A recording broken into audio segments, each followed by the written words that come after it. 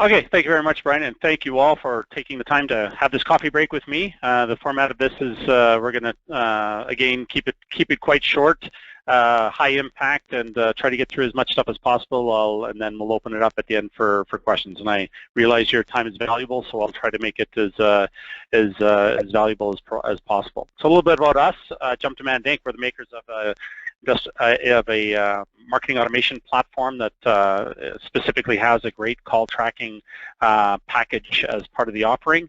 And really our vision is really to help folks generate demand, improve conversion velocity, build brand advocates, and very critical is demonstrate marketing effectiveness. That's really what our brand promise is. So today it's going to be quick. It's really, I'm going to focus specifically, my assumption is everybody here has used call tracking and or is using call tracking and is really attending this to try to get some tips and tricks, etc., to get a little bit more out of the call tracking efforts that you're doing today. So the first thing that I want to talk about is, of course, dynamic number insertion. And dynamic number insertion, really what this process is really what we do is when somebody gets a landing page, it's a case that we dynamically insert a number on the landing page, and it's unique for each concurrent visitor on the website. The thinking behind it is if somebody calls, clearly we understand who the number was served up to, and if we understand who the number is served up to from a web session perspective, of course, we get all of the rich metadata, etc., the session data based on that visitor. So as marketers, we all know that if we get a form submit, we get, of course, if we're tracking what everybody is doing on the website, with a form submit, it's awesome because clearly we can get attribution for our pay-per-click, or we can attribute the form submit to any type of marketing activity, but typically the phone number was a bit of a gap. And folks have been using, of course, call tracking before just to count how many calls have happened. And it's a case that clearly with dynamic number insertion, the benefit is, of course, we kill anonymity when somebody calls. So it's a case anonymity meaning from a web visitor perspective.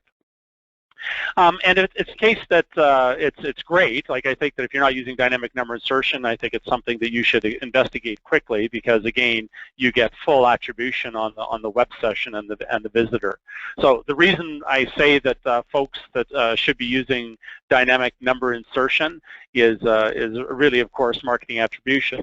Bit about us as an organization, Jump Demand Inc. We were a digital marketing agency before we became a product vendor, and it's a case we always use call tracking specifically for attribution to be able to ensure that absolutely every one of the leads that came in as a result of our marketing activities for our clients was being attributed to our work, and hence we would always use call tracking. So I think that the case is very strong for going one step further and using the dynamic number insertion concept to really get an understanding of what it is that is working from a marketing perspective is not.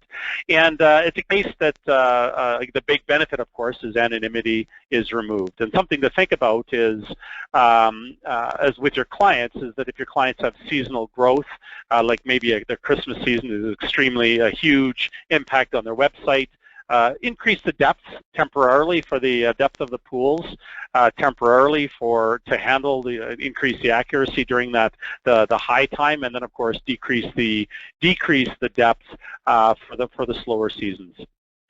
And also try to, when you're thinking about call tracking, it isn't just enough to get attribution for the calls. Really, you want to be tracking these people when they're anonymous as well. Like, and it's a case, it isn't just about tracking a person when they've converted. It's about tracking a person well before they converted and subsequent visits, etc. And why would you do that? It's because clearly, you know, you want to get first visit attribution, anonymity removing event attribution, and finally, of course, the current conversion. And you can't do that if you're just tracking the session around the call. You have to really use a platform that's tracking the visitors through the entire life cycle of engagement with the marketing assets. With regards to dynamic number insertion, the next tip here is really about, if you think about the technology with DNI, we are trying to serve up a unique phone number for each concurrent visitor on the website. Now, if it's a case that you've got visitors from all over the world, and your client site or your site, if you're managing it for yourself, is you're just dealing with a local business, why pay for all of those numbers to get accuracy if these people are never going to call? So use geographic targeting for where the DNI is actually going to occur. So if you've got, again, if you know your customers are in one country, one state or province or one city, it's a case that just do the replacement there. Don't do the replacement for all over the world, because you're just ending up paying for a lot of numbers where people will never call them, right? So again, the idea is that if you use geo-targeting for your where the numbers are going to be swapped, it increases your accuracy while reducing the total number of tracked numbers that you need to achieve this. Something to consider, of course, is not all platforms give you this flexibility, but if you do, at the end of the day, it's a case that it reduces your cost significantly while increasing your performance of the DNI. So another thing to think about is if you are just being paid to do, for example, one channel of marketing, like, for example, maybe it's Google AdWords or maybe it's Facebook ads or whatever, then if you're doing DNI replacements, why, again, replace numbers for every single type of visitor that's coming to the website? Sure, somebody comes in and calls from SEO, but if you're not being paid to do the SEO work, why are you tracking it and paying yourself as a cost, or why are you incurring the cost to track those results? And again, it's up to you. What my point is here is that if you're being paid to do something, clearly, or if you're doing it yourself, if you're trying to do just targeted attribution, again, reduce your costs by targeting the DNI replacements just for that specific channel.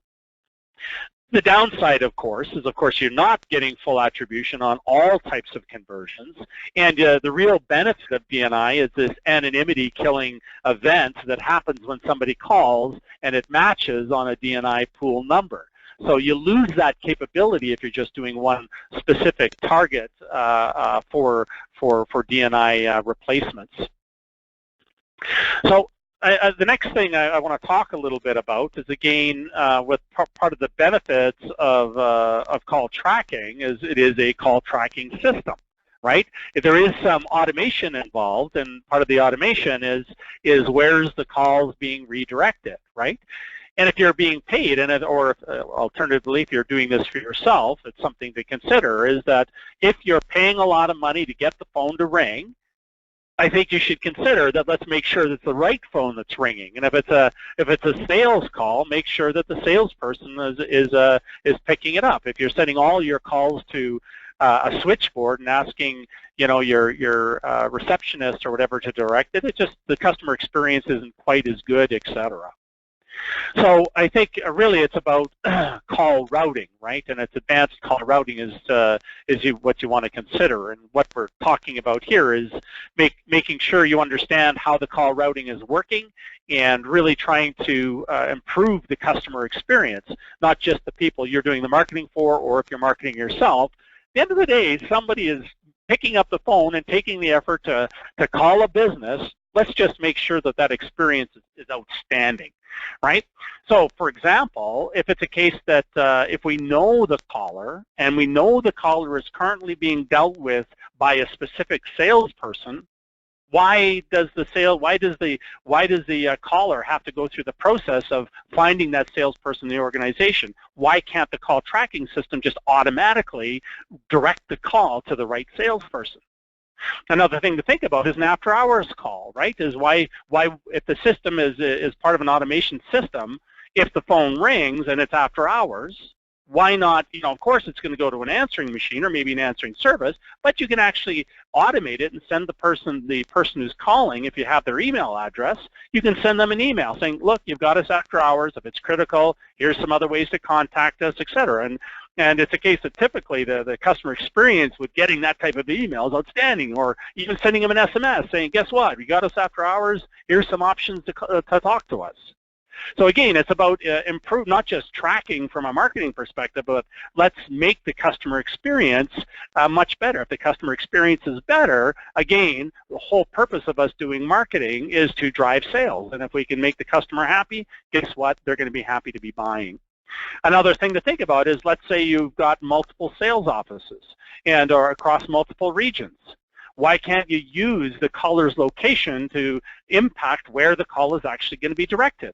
So if it's a case, for example, if somebody's calling from the East Coast, get the East Coast sales office's phone to ring as opposed to the West Coast's sales office to ring. Again, using the location data to route the calls, again, improves the customer experience, but more importantly, it actually gives it accelerates the buying process. Because if some customer or prospect rather is trying to answer some questions with a salesperson and it's a sales engagement, just all the delays, you gotta respect the prospect's time.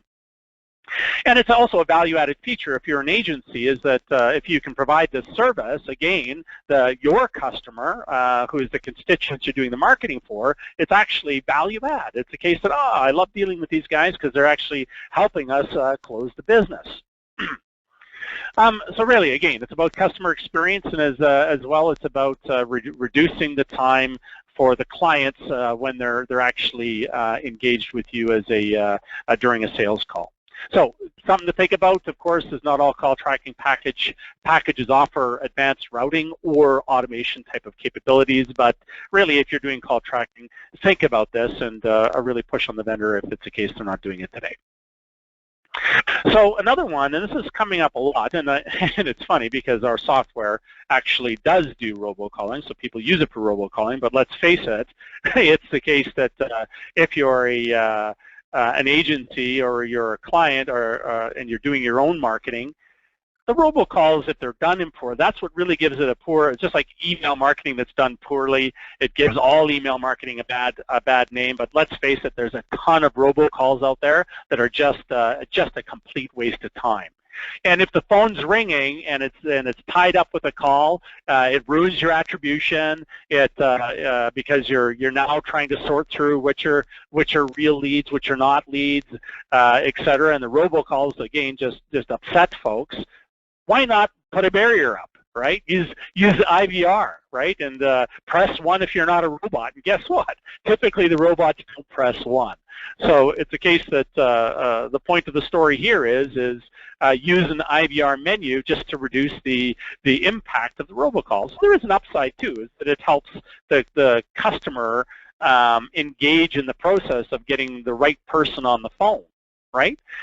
As well, it's a case that with IVR you can actually remove, for example, the customer support calls, because if they click 1 to go talk to customer support, chances are they're not a new prospect. Or if they're saying press 1 to go talk to accounting, again, it's a case that it may not be a sales lead. So you can actually, with an automation system, you can actually use the IVR to help, again, qualify or quantify the leads that you're actually getting. So another piece here is that with the call tracking system, one of the benefits of it is, of course, is that it is an automated recording system too. And instead of offloading the recording to another system, if you do the recording right in the platform, it provides a ton of benefits, both as an organization that's doing your own marketing and your own selling. As well, it's the case as if you're an agency, there's lots of benefits to be recording the calls. The basic premise is that you record all the calls, and it's a case that, and why, is that somebody is paying for those leads, right? If it's a case that, and that's why us marketers are in business, or most marketers are in business, is that even whether you're working for an organization or you're actually as a agency providing marketing services for somebody, let's face it, if you can say, you know what, yep, I got the I got the ball into the receiver's hands, my job is done. Well, the reality is no. If you can provide the value of saying, one is let's make sure that, like we talked about, is that the right person's catching the ball. The second thing is that let's provide the added value service of understanding what's the performance once the lead is generated, right?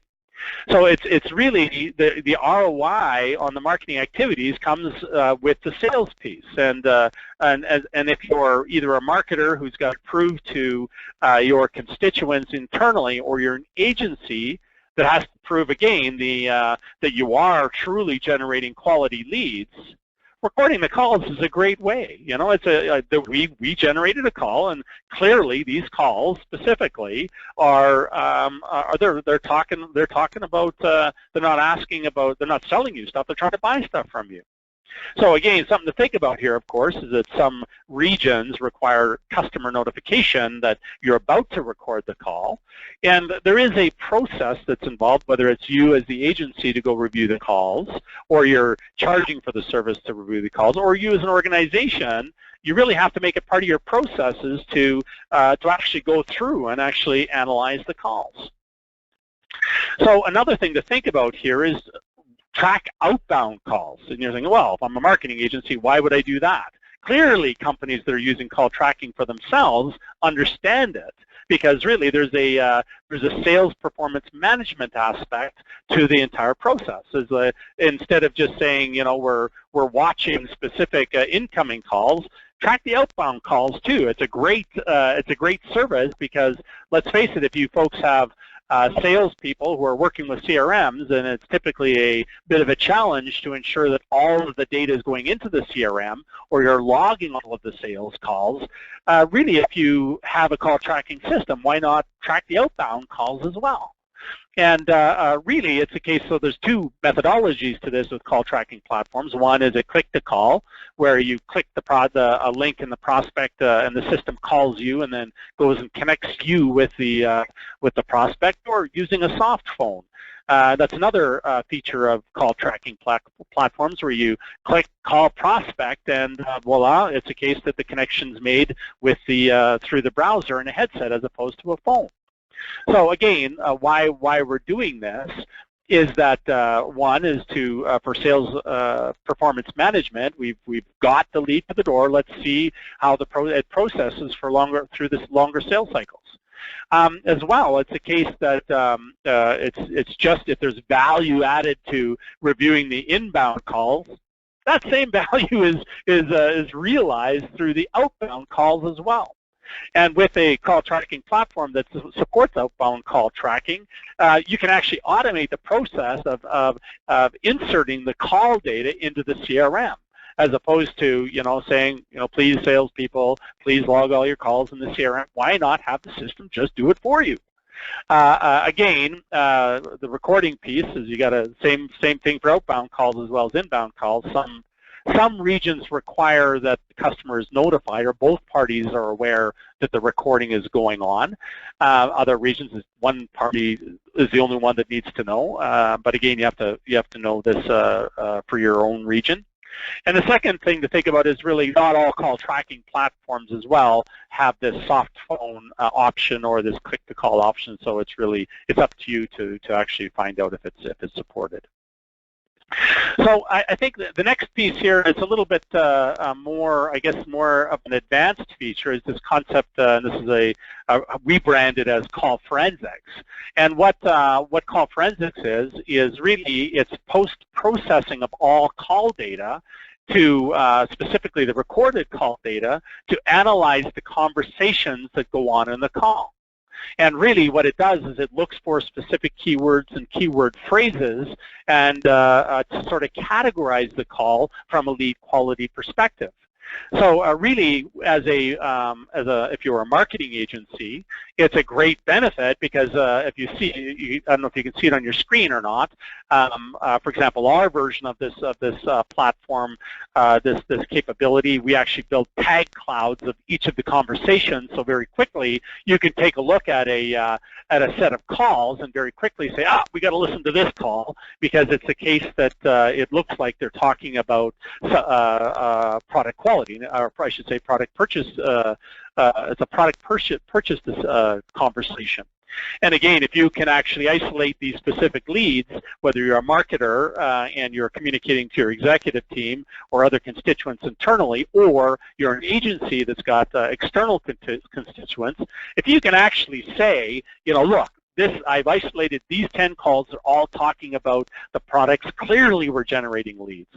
And instead of using this anonymous somebody called your organization or somebody called as a result of a marketing activity, you can say, you know, check here, Bob Smith from Acme, he called your organization on this date, and look here, they talked specifically about they said, send me a quote. Clearly, that's a great story. And when it's integrated with an automation system, you can actually leverage this keyword data to categorize the leads and score the leads.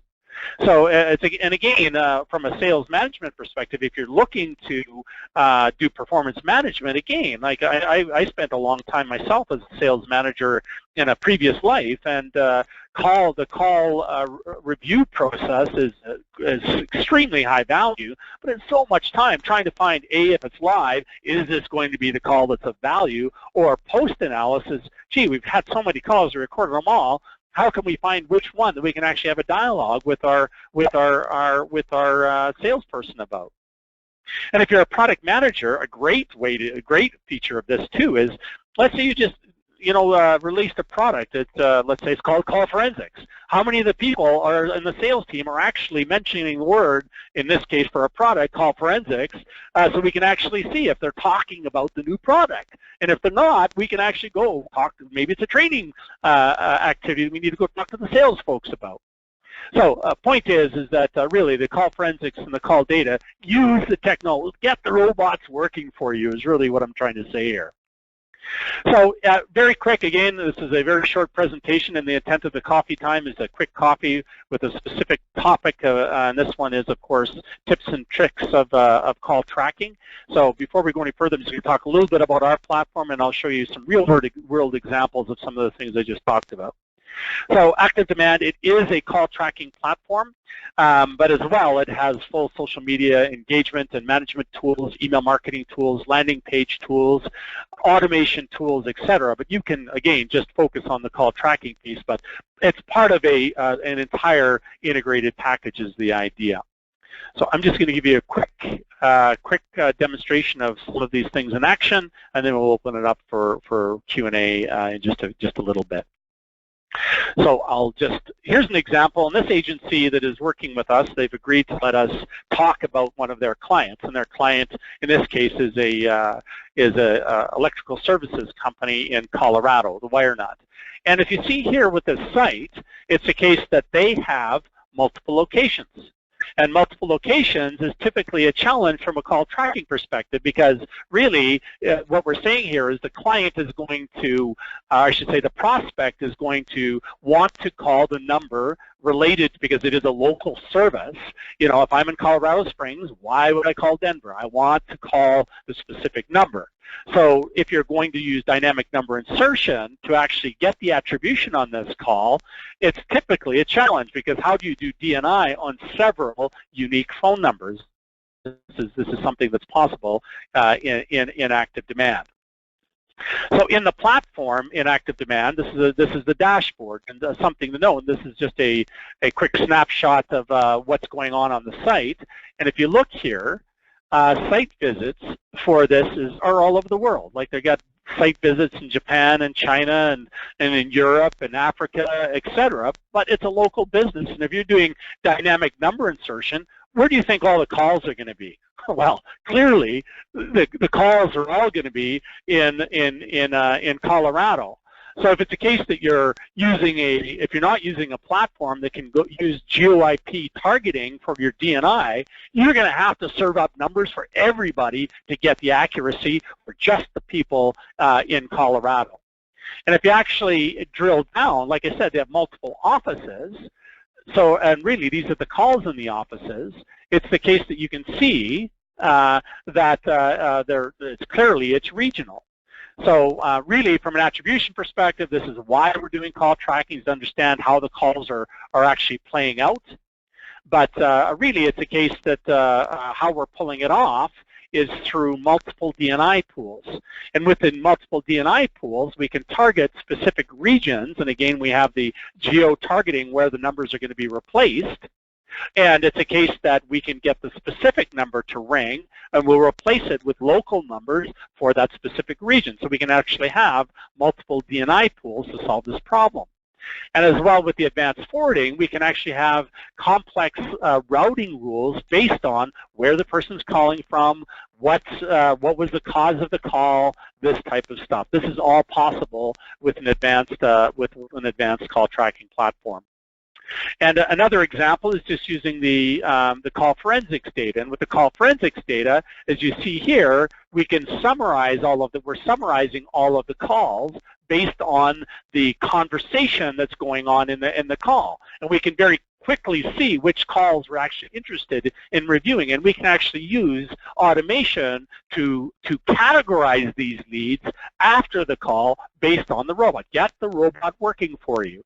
So in each of these portlets are looking at specific subset of keywords or keyword categories to isolate, like these calls are about one specific topic, these ones are about, I think this one's actually about call tracking, so you can see conversations here that had talks about call tracking in them, etc. So the point is, from a product management or a lead management perspective, it's a very powerful tool. And if you actually drill into the actual prospect, you can actually see right in the timeline, you can actually see the call forensics data as well as web data if it's a full integrated platform. So yeah, that's really the very quick overview of some of this stuff. And yeah, I think we're going to open it up for questions. Again, might be mindful of your time here. We're getting close to the end of the half hour that we asked. We said we were going to keep it to, so I'm going to hand things over to Brian to open the Q&A session.